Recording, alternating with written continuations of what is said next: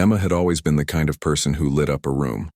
Her laughter was contagious, her smile warm, and her heart open to everyone around her.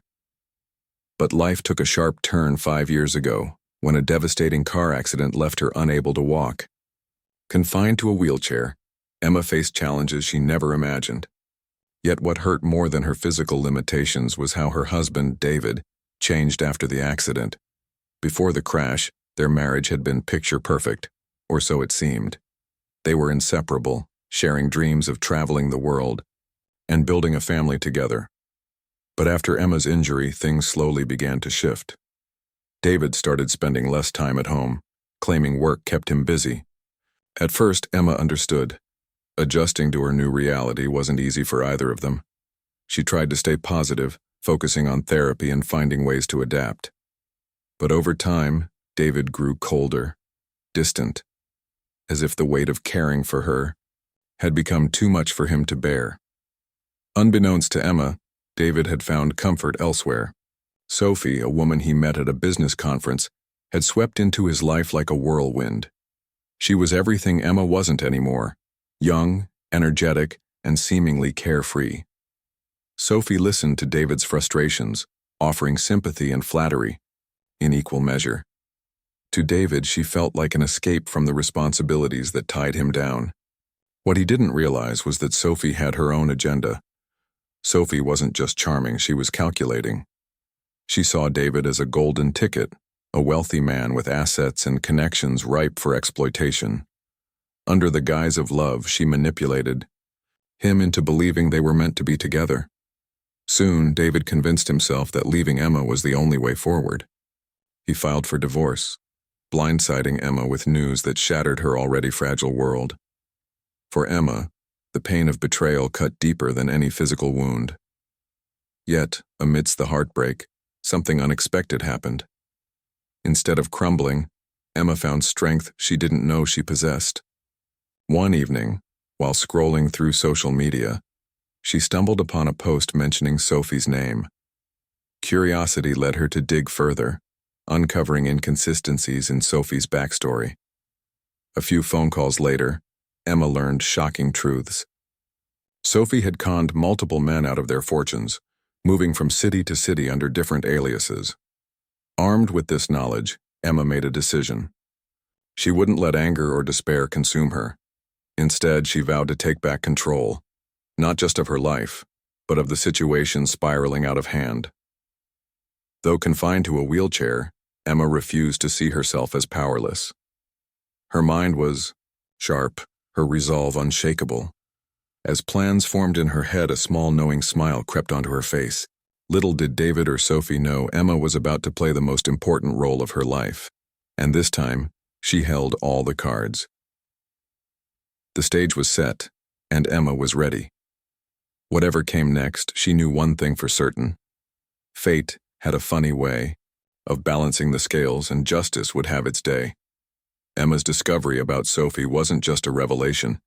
It was the spark that ignited a fire within her. For days, she sat by her window, staring at the world outside while her mind raced with possibilities. She knew she couldn't confront David directly. Not yet. He was too blinded by Sophie's charm to see the truth. But Emma had something Sophie didn't: patience, intelligence, and an unshakable determination to turn the tables. The first step was gathering evidence. Emma reached out to a private investigator named Mr. Carter, recommended by a friend who worked in law enforcement. Though hesitant at first, investigations weren't cheap, Emma decided it was worth every penny. Over coffee one afternoon, she explained her situation to Mr. Carter, showing him the bits of information she'd already uncovered. His expression shifted from skepticism to intrigue as he realized the depth of Sophie's deception. "This is going to take some work," he said. "But if what you're saying is true, we can build a solid case." While Mr. Carter dug into Sophie's past, Emma focused on playing her part. She acted as though she had accepted the divorce graciously, even calling David to wish him well. Her calm demeanor threw him off guard. "You're taking this surprisingly well," he remarked during one of their brief conversations. Emma simply replied, "People change, David. Maybe it's time I started thinking about myself for once. Her words left him uneasy, though he couldn't pinpoint why. Behind the scenes, however, Emma was anything but passive. She spent hours researching Sophie's previous scams, piecing together patterns and connecting dots. One night, while sifting through old news articles, she stumbled upon a photo of Sophie under a different name, her real name according to Mr. Carter's findings. The resemblance was undeniable, but the details were chilling. Sophie had been involved in a high-profile fraud case years ago, narrowly escaping charges by fleeing the country. Emma saved the article, adding it to her growing collection of proof. To keep herself grounded, Emma leaned on her support system. Her best friend, Lisa, became both a confidant and a sounding board. "Are you sure about this?" Lisa asked one evening as they sat in Emma's cozy living room. "It sounds risky." Emma nodded firmly. "I have nothing to lose anymore," she said. "If I don't do something, David will lose everything, his money, his dignity, maybe even his freedom if Sophie drags him into trouble. I owe it to myself and to him to expose her for who she really is." As the weeks passed, Emma honed her strategy. She knew she couldn't reveal everything all at once. Timing was crucial. Instead, she began planting subtle seeds of doubt in David's mind. Through anonymous texts and carefully worded emails sent from untraceable accounts, she shared hints about Sophie's dishonesty. At first, David dismissed them as pranks or misunderstandings, but each message chipped away at his confidence, forcing him to question whether he truly knew the woman he planned to marry. Meanwhile, Sophie grew increasingly anxious. She noticed changes in David's behavior, his distracted glances, his probing questions, and suspected someone might be interfering. Yet no matter how hard she tried, she couldn't figure out who was behind it. Every attempt to tighten her grip on David only made her more paranoid, which played perfectly into Emma's hands. By the time Mr. Carter delivered the final pieces of evidence, a trove of documents linking Sophie to multiple fraud cases, Emma felt ready. She reviewed the files late one night, her heart pounding with a mix of excitement and nerves. This wasn't just about revenge. It was about reclaiming her power and ensuring justice prevailed. As she closed the folder, a quiet resolve settled over her. The game was far from over, but Emma knew exactly how she wanted it to end. And when the moment came, she would make sure everyone saw the truth, even those who refused to believe it until now. The wedding announcement hit Emma like a storm, but instead of breaking her, it fueled her resolve. David called her one evening, his voice laced with a strange mix of guilt and arrogance. "Emma," he began hesitantly, "I wanted to let you know. Sophie and I are getting married." There was a pause, as if he expected her to react with anger or despair. But when she spoke, her tone was calm, almost serene. "Congratulations, David," she said softly. "When's the big day?" David seemed caught off guard by her composed response. "It's going to be soon," he replied, clearing his throat. "Actually, we're doing it on the same day the divorce gets finalized. It just feels right." Emma's lips curved into a faint smile, though David couldn't see it over the phone. "Well, that's certainly efficient," she remarked lightly. "I hope you'll both be very happy."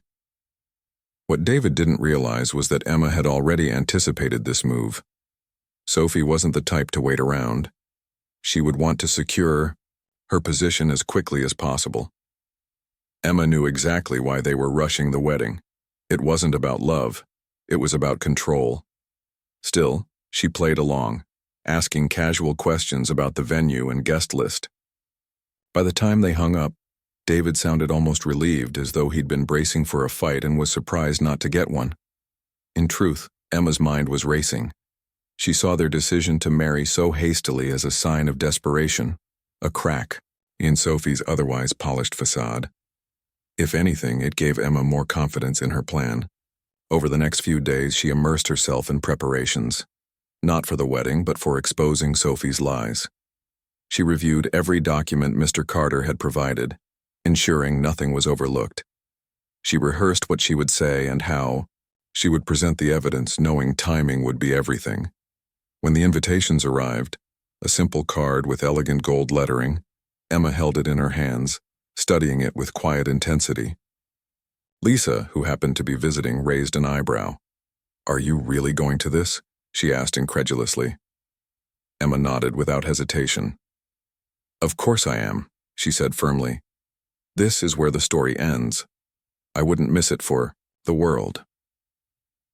On the day of the divorce hearing, Emma dressed carefully, choosing an outfit that made her feel strong and confident. The courthouse was bustling with people, but she moved through the crowd with purpose. When she signed the final papers officially ending her marriage to David, she felt no sadness, only clarity. This chapter of her life was closing, and she was ready to step into whatever came next. Later that afternoon, Emma arrived at the wedding venue, a lavish banquet hall decorated with twinkling lights and towering floral arrangements. Guests mingled, under crystal chandeliers, sipping champagne and exchanging pleasantries. Emma wheeled herself inside, drawing curious glances but maintaining her composure. She spotted David across the room, standing beside Sophie, who looked radiant in a designer gown. For a moment their eyes met, and Emma offered him a polite nod before turning away. As the ceremony began, Emma took her seat near the back, blending into the crowd. She watched as Sophie glided down the aisle, basking in the attention of everyone around her. David stood at the altar, his expression a mixture of pride and nervousness. To the outside world, they appeared to be a perfect couple embarking on a new beginning. But Emma knew better. Beneath the surface, cracks were forming, cracks she had helped create. Throughout the event, Emma remained silent, observing everything, with sharp focus. Her presence alone unsettled David, who kept stealing glances in her direction. Sophie, too, seemed uneasy, though she tried to mask it with forced smiles and laughter. Neither of them suspected that Emma was holding all the cards, and that the game was far from over. As the newlyweds prepared to cut the cake, Emma allowed herself a small, knowing smile. The stage was set, the players in place. All that was left was to pull the curtain back and reveal the truth. And when the moment came, Emma knew it would be unforgettable for everyone involved. The reception was in full swing, laughter and music filling the air as guests mingled under the glittering lights. Sophie, draped in her elegant gown, moved from table to table, soaking up compliments like a sponge. She laughed at every joke, touched David's arm affectionately, and made sure everyone saw how blissfully happy she was. But beneath her polished exterior, there was an undercurrent of unease, a growing suspicion that something wasn't quite right.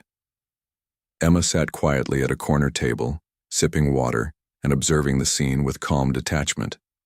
Her wheelchair positioned, slightly away from the crowd, she seemed almost invisible, yet her presence lingered like a shadow over the festivities.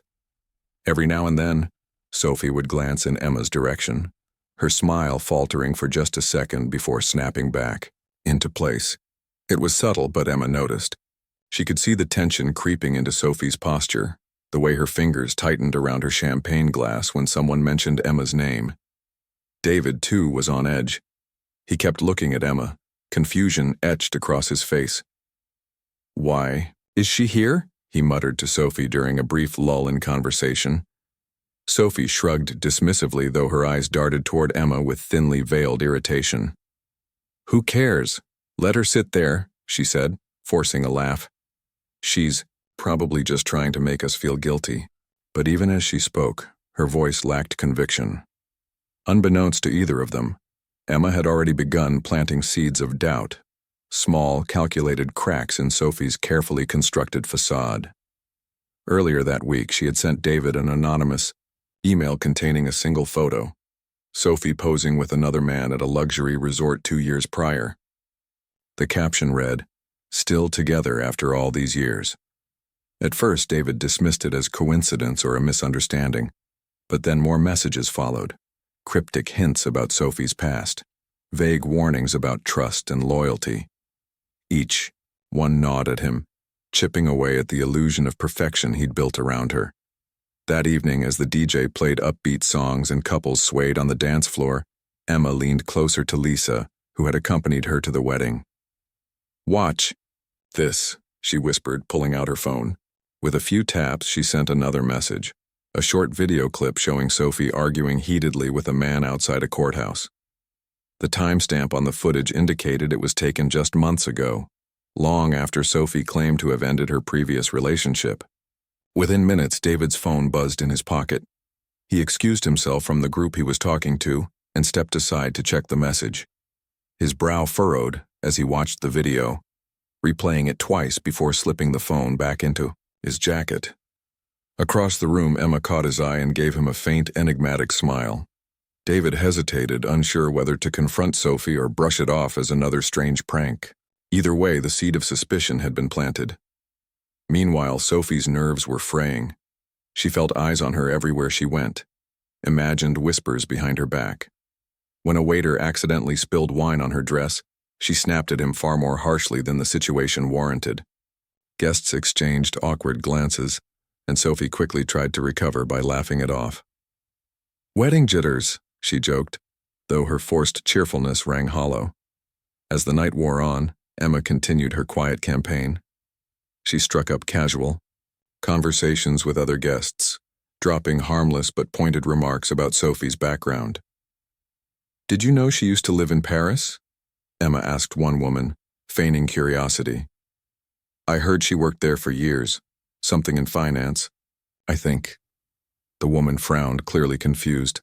"Really? She told me she grew up in California and never left the country."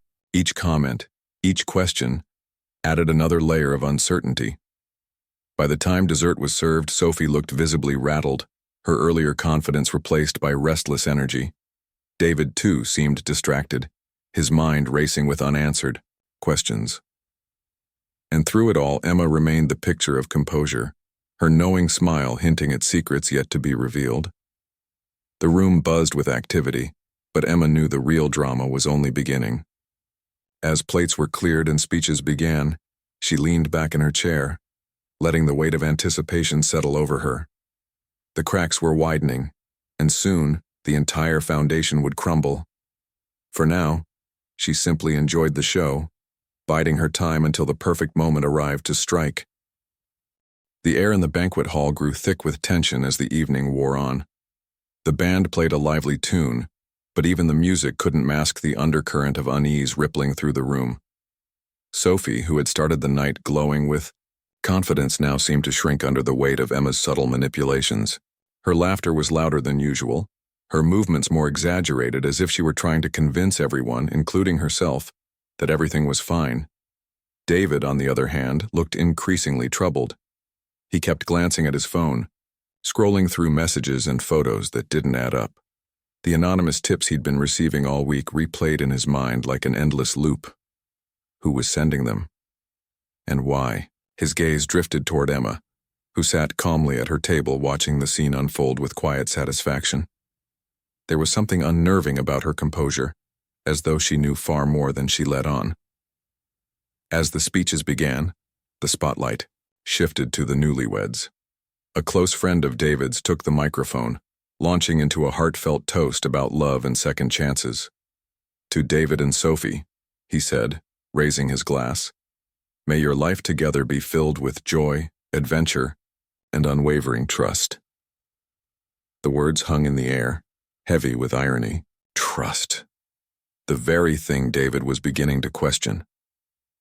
Sophie clung to his arm, smiling brightly for the cameras, but her grip tightened when she noticed Emma's steady gaze fixed on her.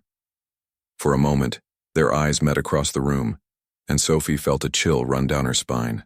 Emma's expression was unreadable, yet there was something piercing about it, as if she could see straight through Sophie's carefully crafted lies. It was then that Emma decided it was time to make her move. She excused herself from her seat and wheeled over to where Mr. Carter, the private investigator, stood discreetly near the bar. They exchanged a few quiet words before Emma nodded and turned back toward the crowd. With deliberate calm, she approached the head table where David and Sophie sat surrounded by their guests. "Congratulations again," Emma said softly, her voice carrying just enough warmth to sound sincere. She handed David a slim envelope, her fingers brushing his briefly. I thought you should have this, consider it a wedding gift." Then, without waiting for a response, she returned to her seat, leaving the couple and everyone else staring after her in stunned silence. Curiosity got the better of David, and he opened the envelope right there at the table. Inside were documents, photographs, and printed emails detailing Sophie's history of deceit, fake identities, fraudulent schemes, and a string of broken lives left in her wake. One photo showed Sophie standing next to a man she had swindled out of millions. Another revealed forged bank statements bearing her signature. The evidence was damning, undeniable. Sophie's face went pale as she leaned over to see what David was holding. "What is this?" she demanded, her voice trembling. But David didn't answer. Instead, he stared at her, his jaw clenched, betrayal flashing in his eyes. "You lied to me," he said finally, his voice low but laced with fury. "Everything you told me, it was all a lie." Panic set in as Sophie scrambled to defend herself.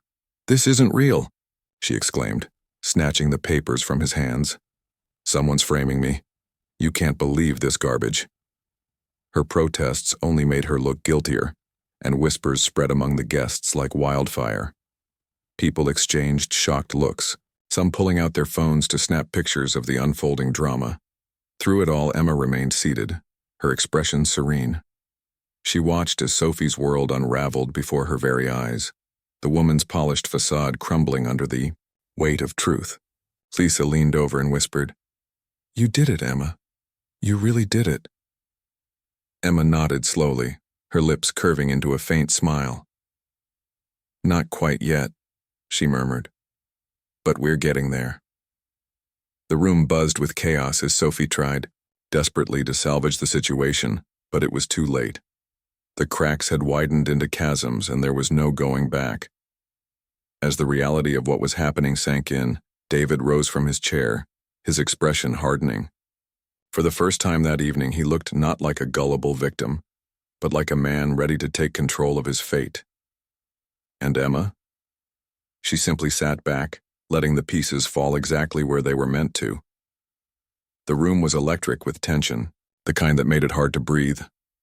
Sophie's voice rose above the murmurs of the guests as she tried desperately to explain herself, but her words only dug her deeper into a hole of her own making. "This is all fake!"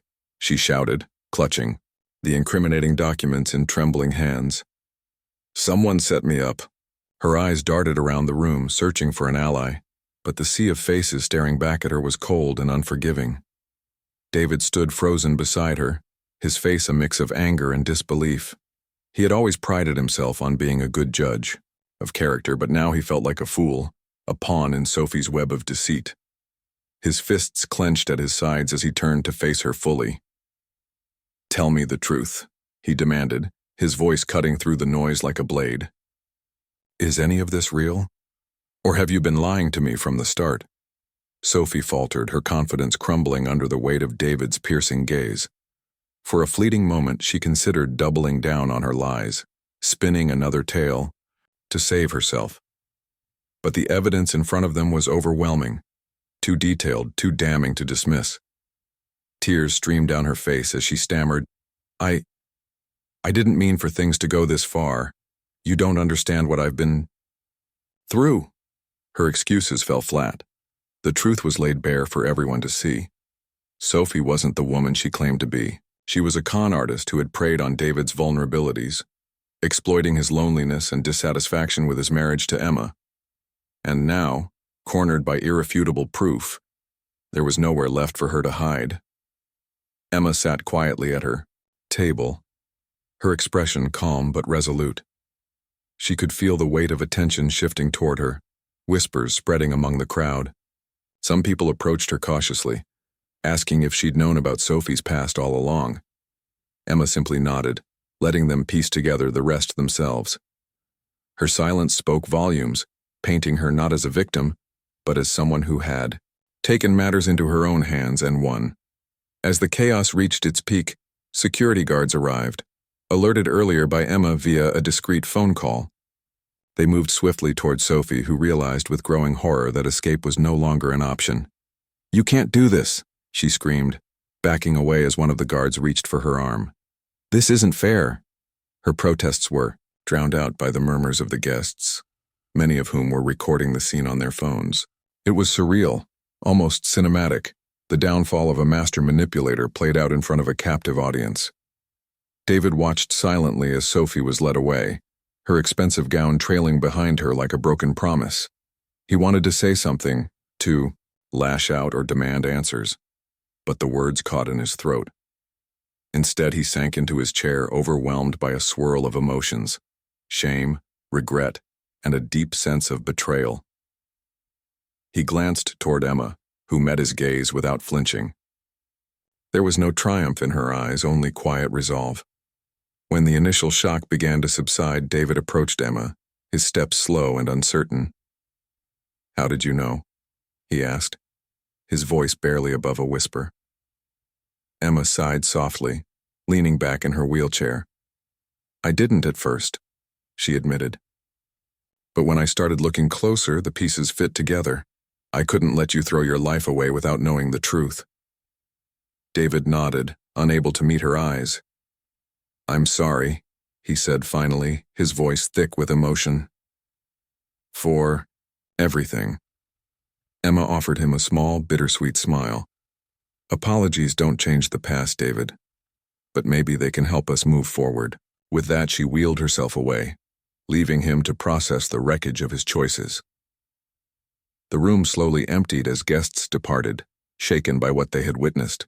By the time Emma reached the exit, Lisa was waiting for her outside, a look of pride on her face. "You handled that perfectly," Lisa said, linking arms with her friend. Emma shrugged modestly. "It wasn't about revenge, it was about justice, for both of us." As they drove home under the starlit sky, Emma felt a strange sense of closure wash over her. The battle was over and she had emerged victorious, not because she sought power, but because she refused to let lies define her life. Whatever came next, she knew one thing for certain: she was stronger than anyone, including herself, had ever imagined. In the days that followed Sophie's arrest, the fallout from the wedding-turned scandal dominated conversations everywhere. News outlets picked up the story, sensationalizing every detail of Sophie's fraudulent past and her dramatic downfall at the hands of Emma. Social media buzzed with hashtags like Karen Justice for Emma and Karen Con Artist Exposed, turning what had been a private ordeal into a public spectacle.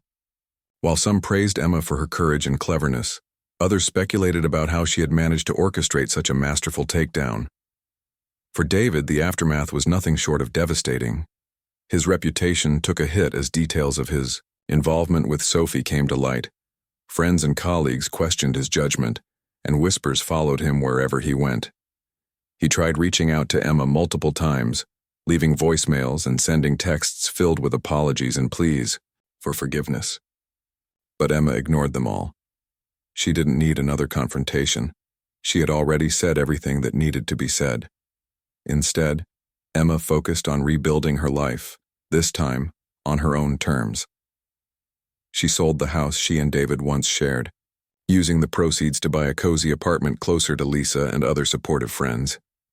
It wasn't luxurious, but it felt like home, a place where she could heal and rediscover who she truly was outside the shadow of her failed marriage. For the first time in years, Emma allowed herself to dream again, not just of surviving, but of thriving. One of the first things she did was volunteer at a local community center for people with disabilities. Sharing her experiences and offering guidance became therapeutic, not just for her, but for those who looked up to her as a beacon of resilience. "You're stronger than you think," she often told them during group sessions. "Sometimes life knocks you down, but it's how you get back up that defines you." Word of Emma's advocacy work spread quickly, earning her recognition beyond her immediate circle. A local newspaper featured her in an inspiring profile titled, "From Betrayal to Empowerment, One Woman's Journey." The article highlighted not only her personal struggles but also her determination to turn adversity into action. Soon after its publication, Emma received invitations to speak at events and conferences, sharing her story with larger audiences eager to hear her message of hope and perseverance. David eventually stopped trying to contact her, realizing that His actions had cost him more than just money or pride. He began attending therapy to confront the flaws in his character that had led him astray. Though their paths no longer crossed, Emma occasionally heard updates about him through mutual acquaintances. She felt no animosity toward him anymore, only pity. In her mind, he was yet another victim of Sophie's schemes, albeit one who bore responsibility for his choices. As weeks turned into months, Emma found herself embracing life with a newfound sense of purpose. She reconnected with old hobbies, learned new skills, and even adopted a playful golden retriever named Max, whose boundless energy brought joy to her days. Slowly but surely, she reclaimed pieces of herself that she thought were lost forever. Then one evening, something unexpected happened. At a charity gala hosted by a foundation supporting disabled entrepreneurs, Emma met Alex, a kind-hearted man with a passion for helping others. Unlike David, Alex saw Emma not as someone defined by her wheelchair, but as a vibrant, intelligent woman full of potential. They struck up a conversation over dessert, laughing about shared interests and discovering surprising commonalities. By the end of the night, Alex offered to walk her to her car, though they both knew it was less about chivalry and more about prolonging their time together. As Emma drove home that night, she couldn't help but smile. Life had thrown her curveballs, testing her in ways she never imagined. But through it all, she had emerged stronger, wiser, and ready to embrace whatever lay ahead. Justice had been served, closure achieved, and now, for the first time in years, Emma dared to believe that happiness might still be within reach. Months had passed since the dramatic events of Sophie's arrest and the collapse of Emma's marriage to David. Life, as it often does, moved forward, carrying its lessons and transformations along with it. For Emma, this new chapter was unlike anything she'd ever imagined, a blend of healing, growth, and unexpected joy. Alex became a steady presence in her life, not rushing or pressuring her, but simply being there. Their friendship blossomed, naturally, built on shared values and mutual respect. He admired Emma's strength and resilience, while she appreciated his kindness and genuine interest in understanding her world. One crisp autumn afternoon, they took Max to the park, where golden leaves swirled around them like confetti. As they strolled side by side, Alex turned to her with a warm smile. "You know," he said softly, "you've inspired me in ways I didn't expect." Emma raised an eyebrow, intrigued. "How so?" she asked, tilting her head slightly. Alex chuckled, scratching the back of his neck. "Well, seeing how you've handled everything, your courage, your determination, it makes me want to be better, to live with more purpose." His words touched her deeply, and for the first time in years, Emma felt truly seen, not as someone defined by her past, but as a person full of potential. Their relationship continued to grow, marked by laughter, deep conversations, and quiet moments that spoke louder than words. Alex never treated Emma's disability as a limitation. Instead, he celebrated her independence and encouraged her dreams. Together, they explored new hobbies, traveled to nearby towns, and even started volunteering at the same community center, where Emma mentored others. Their bond strengthened with each passing day, filling a void in Emma's heart she hadn't realized existed until now. Meanwhile, Emma's advocacy work gained momentum. She launched a blog chronicling her journey, offering advice and encouragement to others facing similar challenges. Her posts resonated with readers worldwide, sparking conversations about resilience, self-worth, and the importance of standing up against injustice. Before long, she was invited to speak at national conferences, sharing stages with renowned activists and thought leaders. Each speech reinforced her belief that even the hardest experiences could lead to meaningful change. At one such event, Emma stood before a packed auditorium, her voice steady and powerful. "Life doesn't always give us what we want," she began, looking out at the sea of faces. "But it gives us what we need, the chance to rise above our circumstances, to find strength we didn't know we had, and to create something beautiful from the broken pieces."